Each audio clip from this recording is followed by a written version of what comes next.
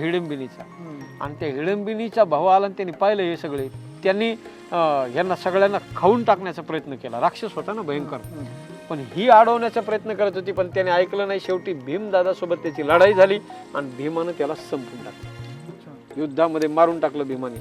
मग ती एकटीच राहिली, बेसहाय्य झाली. राक्षसिनी आहे पण तिने सुंदर रूप धारण केलं होतं. मग ती म्हणली माझ्या भावाला तर तुम्ही मारलंय म्हणे, आता मला मला दुसरं कोणी आधार नाही राहिलेला, मला कोण आधार आहे म्हणे, आता तुम्हीच माझा स्वीकार करा. मग भीमदादाने तिचा स्वीकार केला आणि भीमापासून त्या हिडंबिनीला पुत्र झाला. त्याचं नाव घटोत्कोच. आणि घटोत्कोच आणि त्या घटोत्कोचाचा मुलगा बर्बरी. एकदा युद्ध ज्या वेळेला चालू होतं त्यावेळेला भीष्माचार्य कुणालाच म्हणजे आटपत नव्हते. भीष्माचार्याने असं ठरवलं होतं की आता हे सगळे विरोधी पक्षाचे सगळे संपूर्ण टाकायचे. त्यावेळेला हे अस्त्र वापरलं. भीमाचा जो मुलगा होता घटोत्कोच आणि त्या घटोत्कोचाचा मुलगा होता बर्बरी. त्या बर्बरिकाला युद्धामध्ये उतरवलं. अतिशय धिपाड देहाचा तो बर्बरिक होता. तो म्हणला मी युद्धामध्ये जातो. त्याने इतकं जर्जर करून टाकलं सगळ्यांना. पण ज्या वेळेला त्याचं मस्तक उडवलं गेलं त्यावेळेला त्याची इच्छा होती की मला हे सगळं युद्ध डोळ्याने बघता यावं.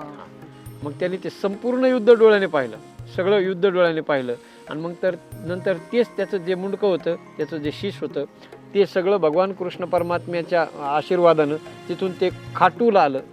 खाटू नावाचं गाव असेल तिकडे राजस्थान भागामध्ये.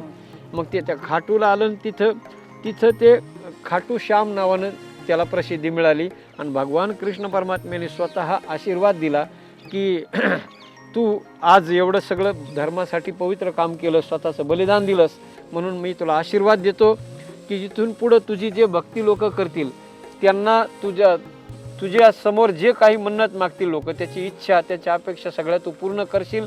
हारे का सहारा आणि खाटू श्याम बाबा हमारा, असं त्यांना म्हणलं जातं. अच्छा. आणि तिसरे चिरंजीवी ज्यांनी हे युद्ध पाहिलं, मला वाटतं प्रभू हनुमान, तिसरे हनुमंत आहे, जे की मी असं ऐकलेलं आहे की ते खुद्द श्रीकृष्ण आणि अर्जुन